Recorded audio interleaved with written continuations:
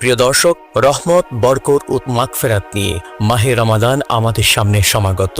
ঠিক এমন অবস্থায় ইসলামের দ্বিতীয় খলিফা হযরত ওমরে ফারুক রাদিয়াল্লাহু তাআলা আনহুর একটি ঘটনা দিয়ে আজকের গল্প শুরু করছি। প্রিয় দর্শক, হযরত ওমর একদিন তার ঘরের কোণে বসে কান্না করছিলেন। দিনটি ছিল ঈদ উল ফিতরের দিন। সকালবেলা সকলেই গোসল করে সুন্দর আতর লাগিয়ে সুন্দর জামা কাপড় পরে ঈদের নামাজে যাওয়ার জন্য প্রস্তুতি নিচ্ছে। ঠিক এমন অবস্থায় আল্লাহ রসুলের একজন সাহাবী, যিনি পৃথিবীতে থেকেই জান্নাতের সুসংবাদ প্রাপ্ত হয়েছিলেন, হযরত ওমরে ফারুক রাদিয়াল্লাহু তাআলা আনহু তার ঘরের কোণায় বসে অঝরে কান্না করছিলেন। তার এই শিশুসুলভ আচরণ দেখে সাহাবীরা বললেন, হে ওমরে ফারুক, আপনি কেন শিশুদের মতো কান্না করছেন? আজকে তো ঈদের দিন, আজকে তো মুসলমানদের খুশির দিন। দেখুন, সবাই ঈদের নামাজে যাওয়ার জন্য তৈরি হচ্ছে। আপনি কি আমাদের সাথে ঈদের নামাজে যাবেন না? তখন হযরত ওমরে ফারুক রাদিয়াল্লাহু তাআলা আনহু সাহাবাদের কথার উত্তরে বললেন, হে সাহাবারা, আমি জানি না আল্লাহ রাব্বুল আলামিন আমাকে ক্ষমা করেছেন কিনা। কারণ যে রমজানে আল্লাহর সন্তুষ্টি অর্জন করতে পারল না, আল্লাহর ক্ষমা লাভ করতে পারল না, তার জন্য তো জাহান্নাম নির্ধারিত। আমার মহান রব আমাকে ক্ষমা করেছেন কিনা আমি তা জানি না। প্রিয় দর্শক, হযরত ওমরে ফারুক রাদিয়াল্লাহু তাআলা আনহু দিনের বেলা রাষ্ট্রের কাজ এবং জনগণের সেবায় ব্যস্ত থাকতেন। তাছাড়া দৈনিক নির্দিষ্ট 5 বেলা জামাতের সাথে নামাজ আদায় করার পরেও রাত্রে তিনি অতিরিক্ত নামাজ পড়তেন এবং রমজান মাসে রোজা রাখার ব্যাপারে তিনি কড়াকড়ি নিয়ম পালন করতেন। প্রতি বছর হজ পালন করতেন। মৃত্যুর পূর্বে তিনি অনবরত 2 মাস রোজা রেখেছিলেন। হযরত ওমরের 2 চোখ বেয়ে টপ টপ করে পানি গড়িয়ে পড়ছিল। হয়তো হযরত মুহাম্মদ সাল্লাল্লাহু আলাইহি সাল্লামের রেখে যাওয়া কোরআন এবং হাদিস থেকে তার জীবনে তিনি যে জ্ঞান লাভ করেছিলেন, সেই স্মৃতিচারণ করেই তিনি ব্যাকুল হইতেছিলেন ঈদের দিন সকালবেলা। মুসনাদে আহমদে হযরত আবু হুরায়রা রাদিয়াল্লাহু তাআলা বর্ণিত আছে যে, রমজান মাস এসে গেলে রাসূলুল্লাহ সাল্লাল্লাহু আলাইহি সাল্লাম বলতেন, হে জনমণ্ডলী, তোমাদের উপর রমজান মাস এসে পড়েছে। এ মাস খুবই বরকতপূর্ণ বা কল্যাণময়। আল্লাহ তাআলা তোমাদের উপর এ মাসে রোজা রাখা ফরজ করেছেন। এ মাসে জান্নাতের দরজা খুলে দেয়া হয় এবং জাহান্নামের দরজা বন্ধ করে দেয়া হয়, আর শয়তানদেরকে বন্দী করে রাখা হয়। এ মাসে এমন একটি রাত রয়েছে যে রাতটি 1000 মাসের চেয়ে উত্তম। এ মাসে কল্যাণ হতে যে ব্যক্তি বঞ্চিত হয়, প্রকৃতপক্ষে সে হচ্ছে হতভাগা।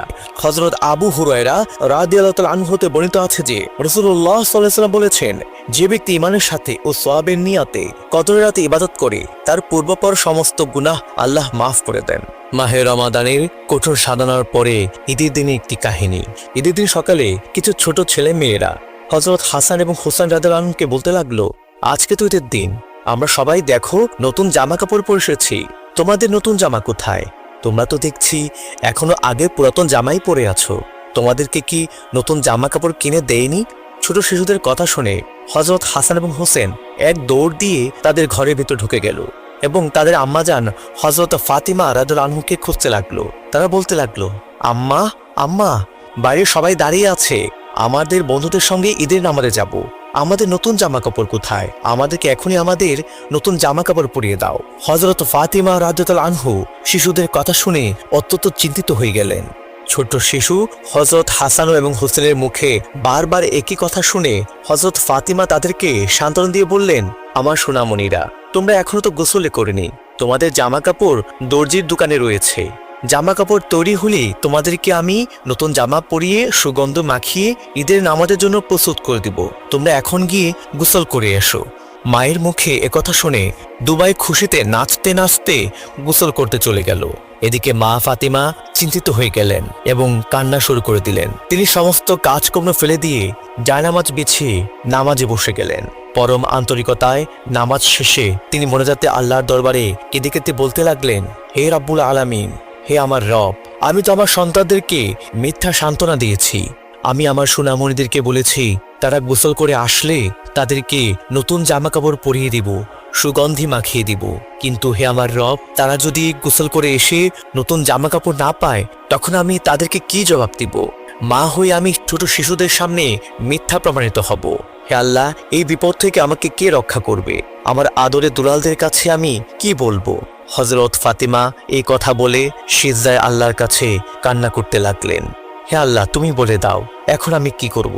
হযরত ফাতিমা রাদিয়াল্লাহু আনহা এসব বলে যখন আল্লাহর দরবারে ফরিয়াদ করছিলেন, এমন সময় তিনি দেখতে পেলেন হযরত হাসান এবং হুসেন নতুন জামাকাপড় হাতে ঘরে ঢুকছে। হযরত ফাতিমা হযরত হাসান এবং হোসেনকে জিজ্ঞেস করলেন, সুরামুনিরা, তোমাদের হাতে এগুলো কিসের জামাকাপড়? দু ভাই একসাথে জবাব দিল, মা, আমরা গোসল শেষ করে যখন বাড়ি থেকে রওনা করছিলাম তখন একজন লোক আমাদেরকে বলল, হাসান, হোসেন, একটু দাঁড়াও। তিনি তার পরিচিতি বললেন, আমি দর্জির দোকান থেকে এসেছি, এই নাও তোমাদের নতুন জামা কাপড়, এবং আমাদেরকে আমাদের নতুন জামা কাপড় হাতে ধরিয়ে দিলেন। এই কথা শুনে হযরত ফাতিমা রাদিয়াল্লাহু আনহু আল্লাহর দরবারে শুকরিয়া আদায় করতে লাগলেন এবং আল্লাহর দরবারে বলতে লাগলেন, হে আল্লাহ, তোমার মহিমা বোঝা বড় দায়ভার। তুমি আমার প্রতি যে অনুগ্রহ করেছ আল্লাহ, তোমার শুকরিয়া আমি কিভাবে আদায় করব। তিনি প্রথমে ভেবেছিলেন হয়তো হযরত আলী কাউকে দিয়ে জামা কাপড় পাঠিয়েছেন, কিন্তু কিছুক্ষণ পরে যখন হযরত আলী দরজায় কড়া নাড়লেন এবং ঘরের ভিতর প্রবেশ করলেন, তার দুই সন্তান হযরত হাসান এবং হোসেনের গায়ে সুন্দর নতুন জামা দেখে তিনি অবাক হয়ে গেলেন এবং জিজ্ঞেস করলেন, তোমরা এত সুন্দর জামা কাপড় কোথায় পেয়েছো? আমি তো এই জামা কাপড় কিনে দেইনি, তোমাদের মা কি কিনে দিয়েছেন? তোমাদের মাই বা এই জামা কাপড় কেনার অর্থ কোথায় পেলেন? তখন হযরত ফাতিমা রাদিয়াল্লাহু আনহা হযরত আলীর কাছে সবকিছু বর্ণনা করলেন। হযরত আলী এবং হযরত ফাতিমার বুঝতে বাকি রইল না যে নিশ্চয়ই তিনি আল্লাহর কোনো ফেরেশতা ছিলেন, যিনি নবীকন্যা হযরত ফাতিমার দোয়া কবুল করেছেন এবং আকাশ থেকে ফেরেশতার মাধ্যমে হযরত হাসান এবং হোসেনের জন্য বেহেশতি জামা কাপড় পাঠিয়েছেন। একদা হযরত হাসান এবং হোসেন রাদিয়াল্লাহু আনহু খুবই অসুস্থ ছিলেন, কিছুতেই তাদের অসুস্থতা ভালো হচ্ছিল না। তখন শের খুদা হযরত আলী হযরত ফাতিমা রাদিয়াল্লাহু আনহু মানত করলেন, হযরত হাসান এবং হোসেন যদি সুস্থ হয়ে যায় তাহলে আল্লাহ শুকরিয়া আদায় বাবদ তারা 3টি নফল রোজা পালন করবেন। দিন যেতে লাগলো। হযরত হাসান এবং হোসেন সুস্থ হয়ে ওঠার পর তারা নিয়ত পূর্ণ করার জন্য রোজা রাখা শুরু করলেন। তারা 3টি রোজা রাখার নিয়ত করেছিলেন, কিন্তু রোজা পালন করার জন্য সেহরি খাওয়ার মতো তাদের ঘরে কোনো কিছুই ছিল না। ফলে তারা সেহরি করার জন্য কোনো কিছু না পেয়ে শুধুমাত্র পানি খেয়ে রোজার নিয়ত করে ফেললেন। হযরত আলী আল্লাহর দেয়া রিজিক অন্বেষণে হাড় ভাঙা পরিশ্রম করে কিছু জব নিয়ে আসলেন। সে জবগুলো জাতাতে পিষে হযরত ফাতিমা রাদিয়াল্লাহু আনহা রুটি বানাতে শুরু করলেন। সেই রুটির দিয়ে যখন ইফতারি করতে বসলেন, ঠিক ওই সময়ে একজন দরিদ্র ব্যক্তি তাদের ঘরে এসে বলল, হে আলী, হে ফাতিমা, আমি তো সারাদিন কোনো কিছুই খাইনি, আমি ক্ষুধার জ্বালায় মরে যাব, আমাকে তোমরা কি কিছু খেতে দিতে পারবে? তখন হযরত আলী এবং হযরত ফাতিমার ওই দরিদ্র ব্যক্তির প্রতি খুব মায়া হলো।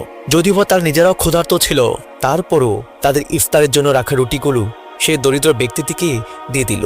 দরিদ্র ব্যক্তিটি পেট ভরে সেই রুটি আহার করলো এবং তাদের জন্য দোয়া করে খুশি মনে সেখান থেকে চলে গেল। ওই দিন ইফতারি করা হয়নি হযরত ফাতিমা এবং আলীর।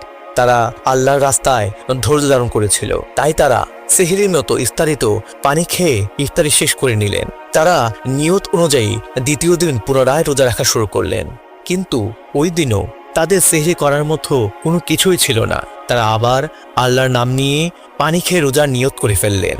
রোজা রেখে হযরত ফাতিমা সাংসারিক কাজে সারাদিন কঠোর পরিশ্রম করলেন এবং হযরত আলী কঠোর পরিশ্রম করলে পুনরায় কিছু রুটি বানানোর জন্য জব নিয়ে আসলেন। সেই জব আবার জাতাতে পিষে হযরত ফাতিমা রুটি তৈরি করলেন ইফতার করার জন্য। যখনই হযরত ফাতিমা এবং হযরত আলী ইফতার করতে বসবেন, ঠিক ইফতারের সময়ে একজন এতিম বালক এসে বলল, আমি সারাদিন কিছুই খাইনি, আমি অনেক ক্ষুধার্ত, আমাকে কি আপনারা কোনো কিছু খেতে দিতে পারবেন? ফলে হযরত আলী রাদিয়াল্লাহু আনহু এবং হযরত ফাতিমা রাদিয়াল্লাহু আনহা সেদিনও তাদের ইফতারির জন্য বানানো রুটিগুলো ওই এতিমকে দিয়ে দিলেন এবং তারা পুনরায় পানি খেয়ে ইফতারি করলেন। এবার তৃতীয় দিনের পালা। তারা আবারও খাদ্যের অভাবে শুধুমাত্র পানি খেয়ে সেহরি করলেন এবং আল্লাহর নাম নিয়ে রোজার নিয়ত করে নিলেন। আবার রোজা অবস্থায় সারাদিন কাজ করে কঠোর পরিশ্রম করে কিছু জব নিয়ে আসলেন হযরত আলী। হযরত ফাতিমাকে দিয়ে বললেন, ফাতিমা, তুমি এই জব পিষে রুটি বানাও, আজকে আমরা রুটি দিয়ে ইফতার করব। সেই রুটি নিয়ে যখন ইফতারের সময় আবার ইফতারি করতে বসলেন তারা, ঠিক ওই সময়ে একজন যুদ্ধবন্দী এসে বললেন, হে বিশ্বনবীর বংশধর, আমি আজ 3 দিন যাবৎ কোনো কিছুই খাইনি, আমি ক্ষুধার জ্বালায় কাতর হয়ে গিয়েছি, হয়তো ক্ষুধার জ্বালা সহ্য করতে না পারে মারা যাব, তোমরা কি আমাকে কিছু খেতে দিতে পারো? তখন হযরত আলী এবং ফাতিমা সেদিনও তাদের ইফতারের জন্য রুটিগুলি সেই যুদ্ধবন্দীকে দিয়ে দিলেন এবং নিজেরা সবর করলেন এবং পানি দিয়ে ইফতারি করলেন। মানুষের প্রতি দয়া মায়ের কি উজ্জ্বল উদাহরণ তাদের। চতুর্থ দিন তারা আর কোনো রোজা রাখলেন না। সেদিন বিশ্বনবী হযরত মুহাম্মদ সাল্লাল্লাহু আলাইহি সাল্লাম হযরত ফাতিমা বাড়িতে তার শরীফ আনলেন। নবীজি সবার মুখের দিকে তাকিয়ে দেখলেন সবার মুখ ক্ষুধায় শুকিয়ে গিয়েছে। নবীজি তাদের উদ্দেশ্য করে বললেন, তোমাদেরকে দেখে আমার খুব কষ্ট হচ্ছে, তোমাদের দিকে তো আমি তাকাতেও পারছি না। তোমরা আল্লাহকে খুশি করার জন্য ক্ষুধার যন্ত্রণা সহ্য করে যে অনাহারীকে খাবার দিয়েছ, নিশ্চয়ই আল্লাহ পাক তোমাদের উপর খুশি হয়েছেন এবং এর প্রতিদান তোমরা ইনশাআল্লাহ অবশ্যই পাবে। কিছুদিন পর আল্লাহ রাসূল অসুস্থ হয়ে পড়লেন। নবীজি যেদিন দুনিয়া থেকে বিদায় গ্রহণ করবেন সেদিন হযরত ফাতিমা আল্লাহ রাসূলের কাছেই ছিলেন। হযরত মুহাম্মদ সাল্লাল্লাহু আলাইহি সাল্লাম তার আদরের দুলালি হযরত ফাতিমাকে খুবই ভালোবাসতেন এবং তিনি বলেছেন, যে ফাতিমাকে ভালোবাসে সে আমাকে ভালোবাসে এবং যে আমার মেয়ে ফাতিমাকে কষ্ট দেয় সে যেন আমাকেই কষ্ট দেয়। নবীজি কিছুক্ষণ পর কেঁদে উঠলেন। তখন ফাতিমা রাদিয়াল্লাহু আনহা নবীজিকে জিজ্ঞেস করলেন, আব্বা জান, আপনি এভাবে কেন কান্না করছেন? তখন বিশ্বনবী বললেন, মা, আমি যেদিন দুনিয়া থেকে বিদায় হয়ে মহান রাব্বুল আলামিনের দরবারে চলে যাব তখন আমার উম্মতের কি অবস্থা হবে সেই কথা চিন্তা করে আমি অস্থির হয়ে পড়েছি। আল্লাহ রাসূলের মুখে এমন কথা শুনে হযরত ফাতিমা কান্না করতে লাগলেন। হযরত ফাতিমা বুঝতে পারলেন যে হয়তো নবীজি আজকে দুনিয়া থেকে বিদায় হয়ে যাবেন। তারপর দরজায় খটখট শব্দ হলো। নবীজি হযরত ফাতিমাকে দরজায় গিয়ে দেখতে বললেন কে এসেছে। হযরত ফাতিমা রাদিয়াল্লাহু আনহা নবীজির কাছ থেকে অনুমতি নিয়ে যখন দরজা খুলতে গেলেন তখন তিনি ভয়ে চিৎকার করে আবার ঘরে ঢুকে পড়লেন। বিশ্বনবী জিজ্ঞেস করলেন, কি হয়েছে মা? তখন হযরত ফাতিমা কেঁদে কেঁদে বললেন, আব্বা জান, দরজা খুলে দেখতে পেলাম একজন মানুষ বাইরে দাঁড়িয়ে আছে, যার পাটা হচ্ছে জমিনে আর মাথা দেখা যায় আসমানে। আব্বা জান, আমি এরকম ভয়ঙ্কর জিনিস আমার জীবনে কখনোই দেখিনি। বিশ্বনবী হযরত ফাতিমাকে বললেন, মা, উনাকে আসতে দাও, উনি হচ্ছেন মৃত্যুর ফেরেশতা হযরত আজরাইল আলাইহিস সালাম। এই কথা শুনে হযরত ফাতিমা চিৎকার দিয়ে উঠলেন। হযরত আজরাইল আলাইহিস সালাম ঘরের মধ্যে প্রবেশ করে নবীকে সালাম দিলেন এবং বললেন, ইয়া রাসূলুল্লাহ, আল্লাহ তাআলা আপনাকে সালাম জানিয়েছেন। হে নবী, আল্লাহর পক্ষ থেকে আমি আপনার জান কবজ করতে এসেছি এবং আল্লাহ তাআলা আমাকে বলে দিয়েছেন আপনার অনুমতি না নিয়ে আমি যেন আপনার জান কবজ না করি, আর যদি আপনি ফিরে যেতে বলেন তবে যেন আমি অবশ্যই ফিরে যাই। বিশ্বনবী হযরত আজরাইলকে উদ্দেশ্য করে বললেন, হে আজরাইল, আমি যেদিন দুনিয়া থেকে চলে যাব সেদিন থেকে আমার গুনাহগার উম্মতের কি হবে? এমন সময় আল্লাহ রাব্বুল আলামিন হযরত জিবরাইল আলাইহিস সালামকে নবীজির কাছে পাঠালেন এবং বলে দিলেন, হে জিবরাইল, তুমি আমার বন্ধু মুহাম্মদকে গিয়ে বলো সে দুনিয়া থেকে চলে যাওয়ার পর তার উম্মতের দায়িত্ব স্বয়ং আল্লাহ গ্রহণ করবেন। তখন হযরত জিবরাইল আলাইহিস সালাম নবীজির কাছে এসে আল্লাহ রাব্বুল আলামিনের কথা নবীজিকে শুনিয়ে দিলেন। তখন বিশ্বনবী মুচকি হাসতে হাসতে হযরত আজরাইল আলাইহিস সালামকে লক্ষ্য করে বললেন, হে আজরাইল, এবার তুমি তোমার দায়িত্ব পালন করতে পারো। প্রিয় দর্শক, হযরত মুহাম্মদ সাল্লাল্লাহু আলাইহি সাল্লাম তার কন্যা ফাতিমাকে খুবই ভালোবাসতেন। হযরত ফাতিমার ভীষণ কষ্টের সংসার ছিল। হতদরিদ্র স্বামীর সংসারে দুটো সন্তান সমেত 4 জন মানুষের দিনাতিপাতের সংস্থান করাটাও মোটেও সহজ কর্ম ছিল না। তবু মুখে বিরক্তি নেই, কপালে চিন্তার ভাঁজ নেই, মনে নেই বিন্দু পরিমাণ বিষণ্ণতা। সংসারে ঘানি টেনে ক্লান্ত ফাতিমা রাদিয়াল্লাহু আনহা স্বামীর কাছে একটা আবদার করে বসলেন। হযরত আলীকে বললেন, যদি আমাদের সংসারে একটা দাসী থাকতো তাহলে আমার কাজ অনেকটাই হালকা হয়ে যেত। কাজের জন্য একজন দাসী নিয়োগ করা আপনার পক্ষে কি সম্ভব হবে আলী? প্রিয়তম স্ত্রীর এমন ন্যায্য আবদারে বিচলিত হয়ে পড়লেন হযরত আলী। নবী তয়না কোনোদিন স্বামীর কাছে মুখ ফুটে কোনো আবদার করেননি। হযরত ফাতিমার দাসীর আবদারে খানিকটা চুপ করে রইলেন হযরত আলী। তারপর হযরত ফাতিমা বললেন, তোমার কষ্ট আমি বুঝি ফাতিমা, ভীষণ কাজের ভারে তোমার দুর্বল হয়ে যাওয়া শরীর দেখে আমিও কষ্ট পাই। তোমার কষ্ট লাঘবের তাগিদে যে আবদার তুমি করেছো আমার কাছে তা মেটাতে পারলে আমার চাইতে বেশি খুশি এ ধরায় আর কে হবে বলো ফাতিমা? কিন্তু ফাতিমা, আমার সামর্থ্যের ব্যাপারে তোমার চাইতে আর কে বেশি ভালো জানে বলো? তোমার এই আবদার রক্ষায় আমি যে একান্তই অপারগ, আর অক্ষমতা নতুন করে বলার প্রয়োজন নেই তোমার কাছে। পুনরায় কথা বললেন হযরত আলী। তার চোখে মুখে এমন দোল খাচ্ছে সম্ভাবনার এক অমিত রেখা। কোনো এক বিচিত্র কারণে তাকে বেশ আশাবাদী, বেশ উৎসুক ও প্রফুল্ল দেখালো। তিনি বললেন, আচ্ছা ফাতিমা, একটা কাজ করা যায় না? কি কাজ জানতে চাইলেন হযরত ফাতিমা। নবী করিম সাল্লাল্লাহু আলাইহি ওয়াসাল্লামের কাছে অনেকে দাস দাসী ও উপঢৌকনের হিসেব পাঠায়। উপঢৌকন হিসেবে আসা সেসব দাস দাসীর মধ্যে থেকে একটা দাসী তুমি চেয়ে নিতে পারো। তোমার অবস্থা সবশেষ বর্ণনা শুনবার পরে আমার বিশ্বাস তার হাতে যদি কোনো দাসী মজুদ থাকে তাহলে তিনি অবশ্যই তোমাকে একটা দাসী উপহার হিসেবে প্রদান করতে পারেন। প্রশ্নটা খুব যে মন্দ তা নয়, কিন্তু পিতার কাছে নিজের প্রয়োজনের তাগিদে দাসী উপহার চাইতে যাওয়ার ব্যাপারে ভীষণ সংকোচ কাজ করছে হযরত ফাতিমার কাছে। এমন আবদারের পর কন্যার ব্যাপারে পিতার ভাবনাটাই বা কি হবে, সে ব্যাপারে সন্দিহান তিনি। শেষমেশ যাওয়ার ব্যাপারে মনস্থির করলেন তারা। এক বিকেলে যখন নবীজি মসজিদে নববীতে বসে আসহাফে সুপ্পার সাথে দিনের বিষয় নিয়ে আলাপ করছিলেন, সে সময় হযরত ফাতিমা পিতাকে আবদার জানার জন্য সেখানে গেলেন। কিন্তু এক গভীর সংকোচ লজ্জার কবলে পড়ে শেষ পর্যন্ত নবীজির কাছে তিনি নিজের আবদার খুলে বলতে পারলেন না। ফিরে গেলেন নবীজির কুঠিরে। যে সংকোচ এবং সংশয়ের কারণে তিনি পিতার কাছে পৌঁছাতে পারলেন না, সমস্তই তা আলীকে খুলে বললেন। তাকে আরেকবার আশ্বস্ত করলেন হযরত আলী। তিনি যে মিছিমিছি ভয় পাচ্ছেন, অকারণ সংকোচনে কাবু হচ্ছেন, তা বুঝিয়ে দিয়ে হযরত আলী বললেন, চলো এবার তোমার সাথে আমিও যাব। আশা করি আমাদের দুজনের আবদার নবীজি ফেলতে পারবেন না। তারপর তারা দুজন মিলে নবীদের কাছে এলেন। নবীজি তখনও আসহাবে সুফার সাথে বৈঠকে ছিলেন। হযরত আলী এবং হযরত ফাতিমাকে একসাথে দেখতে পেয়ে তিনি এসে বললেন, তোমাদের কি কোনো কিছু বলার আছে? সংকোচে নিজেকে গুটিয়ে ফেলেন হযরত ফাতিমা। পিতার জন্য তার ভালোবাসা এবং শ্রদ্ধা এত বেশি যে নিজের জন্য কোনো কিছু মুখ ফুটে চাইবেন সে অভয়টুকু তিনি পাচ্ছেন না। হযরত ফাতিমাকে চুপ করে থাকতে দেখে হযরত আলী বললেন, জি, আমরা আসলে একটা চাহিদা নিয়ে আপনার দরবারে উপস্থিত হয়েছি। হাসি মুখে নবীজি বললেন, তা বেশ তো, কি চাহিদা বলো দেখি? হযরত আলী বললেন, আসলে সংসারে কাজকর্ম একা হাতে সামলাতে ফাতিমার অনেক পরিশ্রম হয়, কিন্তু ওর জন্য একটা দাসী নিয়োগ দেব সেই সামর্থ্য আমার নেই।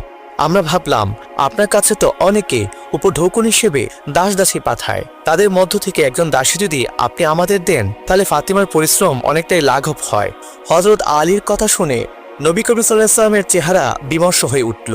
স্বাভাবিক জ্যোতি ক্ষণকালের জন্য লুপ্ত হয়ে তাতে পরিস্ফুটিত হলো বিষাদের রেখা। এমন নিষ্প্রাণ নিরানন্দ চেহারা নিয়ে খানিক বাদে নবীজি বললেন, যদিও আমার কথায় তোমরা মন খারাপ করতে পারো, তারপরও আমাকে বলতে হচ্ছে, তোমাদের জন্য এই মুহূর্তে আমি কোনো কিছুই করতে পারছি না।